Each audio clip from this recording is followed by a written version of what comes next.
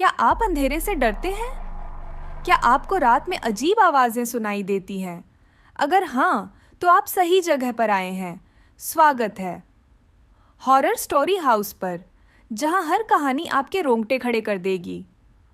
अगर आप हिम्मत रखते हैं, तो सब्सक्राइब करें और तैयार हो जाएं डर से सामना करने के लिए।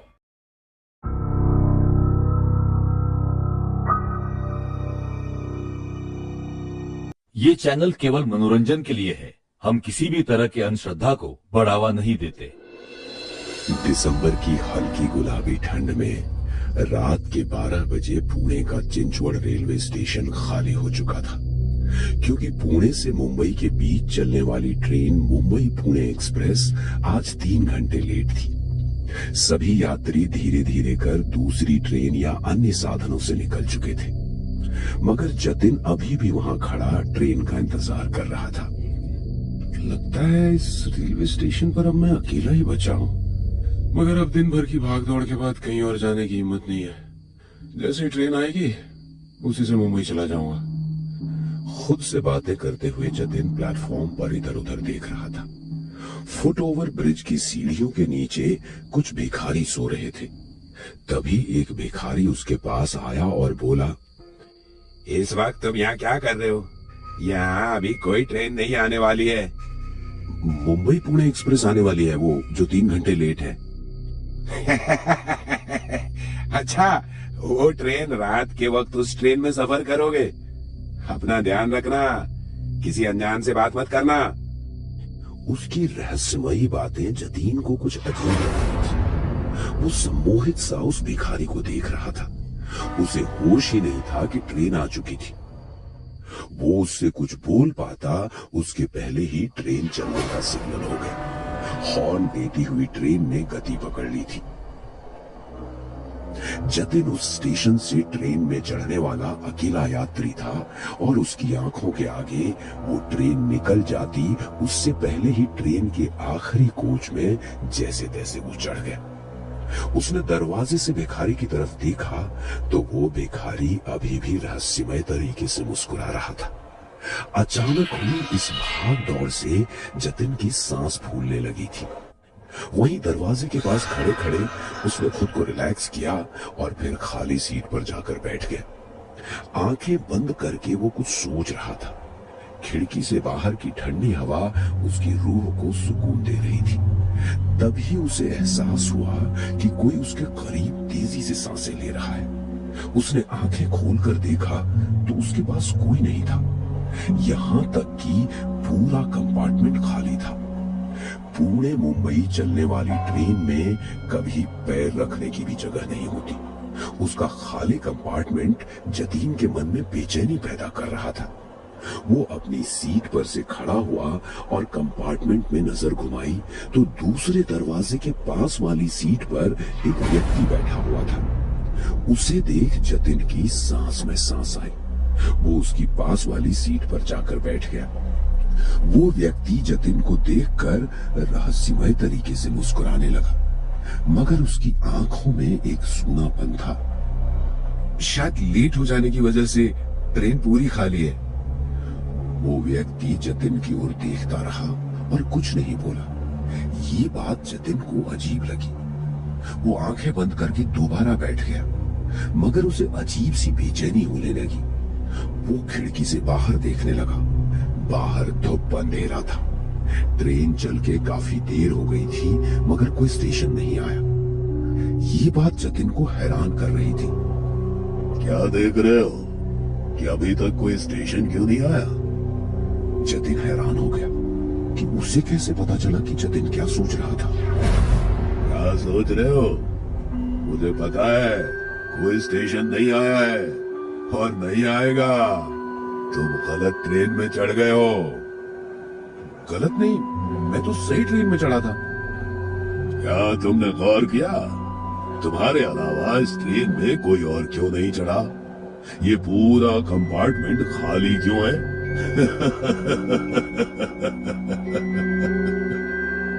जतिन को अब उसकी बात पर यकीन हो रहा था।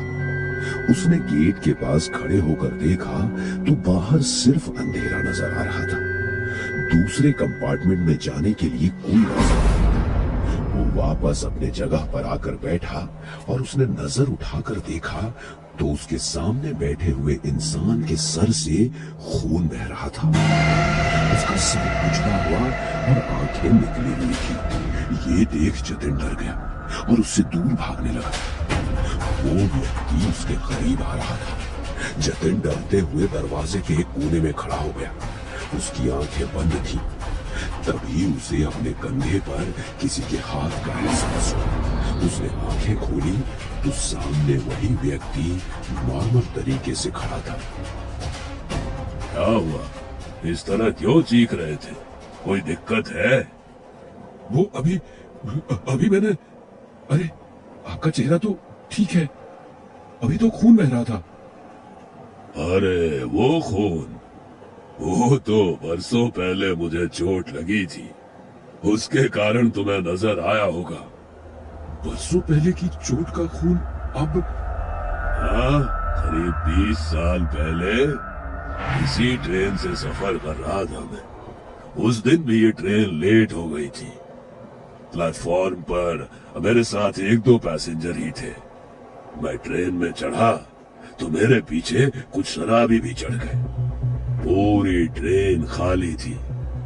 उसके बावजूद जगह के लिए मेरे साथ हाथापाई करने लगे और थोड़ी सी बहस हुई तो उन लोगों ने मुझे चलती हुई ट्रेन से बाहर फेंक दिया। मेरा सर बिजली के पोल से टकराया और उसमें से खून की धार बह गई। मैं पटरी पर गिर गया।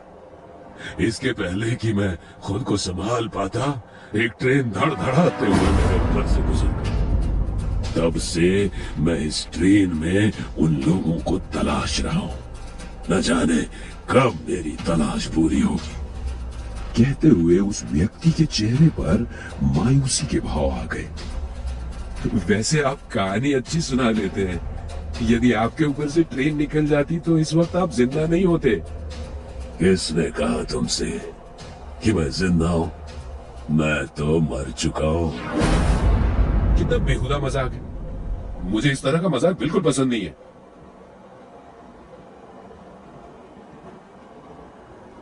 कहते हुए जतिन खिड़की के बाहर देखते हुए अगले स्टेशन के आने का इंतजार करने लगा, मगर ट्रेन किसी स्टेशन पर रुक ही नहीं रही थी। तुम इंतजार करते रहोगे, लेकिन ये ट्रेन नहीं रुकेगी। कहते हुए उस व्यक्ति का हुलिया बदलने लगा। कुछ दिन पहले जतिन को वो जिस रूप में नजर आया था, वैसे ही भयानक रूप में उसके सामने था। डरते हुए जतिन ने चेन खींचकर ट्रेन को रोकने की कोशिश की, मगर जैसे ही उसने चेन खींची, ट्रेन की स्पीड और बढ़ी। झटका लगने के कारण वो जमीन पर गिर गया और वो व्यक्ति उसके सामने आ गया। मैंने तुम्हारा क्या बिगाड़ा है? क्या चाहते हो मुझसे? मैं तो तुम्हें जानता भी नहीं। मुझे जाने दो। कहते हुए जतिन उससे दया की भीख मांगने लगा, मगर वो व्यक्ति उसे और डराने लगा। उसके सर से बहने वाला खून जतिन के ऊपर गिर रहा था। डर के कारण जतिन की हालत खराब होने लगी। तभी अचानक वो व्यक्ति पीछे हट गया। जतिन ने राहत की सांस ली। क्या तुम सच में मेरी मदद कर सकते हो? मुझे छोड़ दो। मैं आपके लिए कुछ भी करने को तैयार हूँ। जतिन ने कह तो दिया था, मगर डर के कारण उसकी हालत खराब थी। वो जिंदा लाश की तरह आंखें फाड़े उसे देख रहा था। मुझे मुक्ति चाहिए। बोलो, दिला सकते हो मुझे मुक्ति?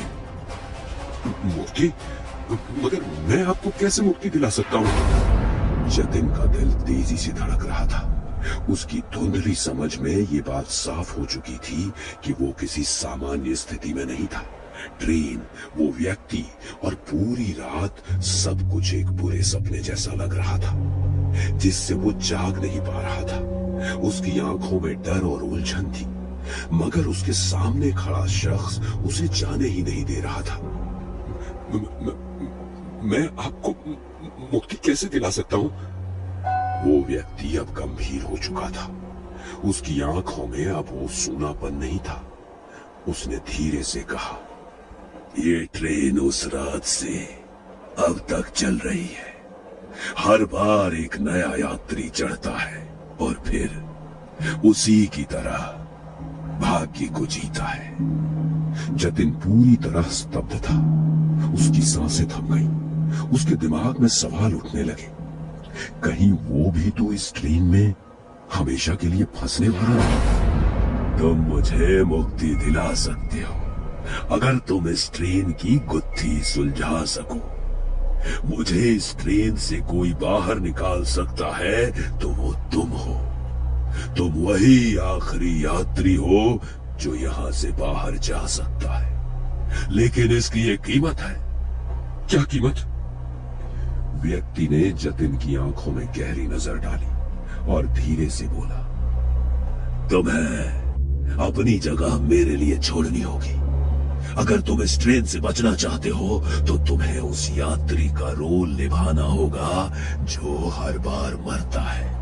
तुम्हारी मुक्ति उसी में है, लेकिन तुम्हारा सफर यही खत्म होगा। जतिन की आंखों में डर साफ दिखाई देने लगा। उसकी समझ में नहीं आ रहा था कि वो क्या करे। बाहर कोई स्टेशन नहीं था और ट्रेन रुकने का नाम ही नहीं ले रही थी। व्यक्ति की बातों में छिपे रहस्य ने उसकी हालत और खराब कर दी थी। अब वक्त कम है, चुन लो। या तो तुम मुझे मुक्त करोगे और खुद इस ट्रेन का हिस्सा बन जाओगे, या फिर अगली मंजिल तक तुम्हारी कहानी भी खत्म हो जाएगी। जतिन के सामने अब केवल दो विकल्प थे। या तो वो खुद को इस ट्रेन का हिस्सा बना दे और उस आदमी को मुक्त कर दे, या खुद ही हमेशा के लिए इस ट्रेन का एक भूत बन जाए। जतिन ने हिम्मत जुटाई और एक बार आखिरी बार खिड़की के बाहर देखा, लेकिन अब वहां केवल घना अंधकार था और ट्रेन की गड़गड़ाहट उसके दिल के धड़कनों के साथ एक हो गई थी। उसका दिमाग ठंडा हो गया था और वो धीरे धीरे उस अजनबी की ओर बढ़ा। ठीक है, मैं तुम्हें मुक्त करूंगा। जैसे ही जतिन ने ये शब्द कहे, रेना चालू हो गई। घबराहट के बावजूद जतिन ने महसूस किया कि पूरा कंपार्टमेंट एक ठंडी हवा से भर गया था। वो व्यक्ति मुस्कुराया और धीरे धीरे हवा में घुलने लगा।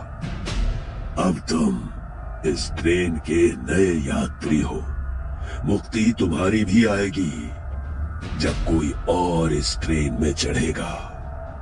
जतिन अकेला खड़ा रह गया। ट्रेन के दरवाजे खुल चुके थे, मगर अब वो जानता था कि वो यहां से कभी नहीं निकल पाएगा। अगले स्टेशन पे कोई नया यात्री उसका इंतजार कर रहा था और एक दिन शायद कोई और उसकी मुक्ति की कीमत चुकाएगा। ट्रेन फिर से चल पड़ी, मगर अब जतिन जानता था कि इस सफर की कोई मंजिल नहीं थी। बस इंतजार था अगले यात्री का।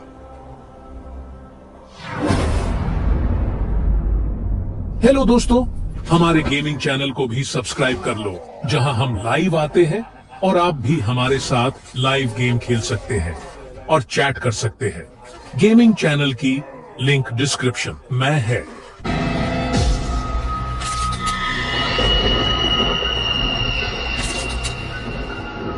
तो क्या आप इस डरावनी कहानी से बचकर निकल आए, या कोई अभी भी आपको देख रहा है? अगर आपको यह कहानी पसंद आई तो लाइक कीजिए, सब्सक्राइब कीजिए हॉरर स्टोरी हाउस को और शेयर कीजिए अपने दोस्तों के साथ। अगर आप हिम्मत रखते हैं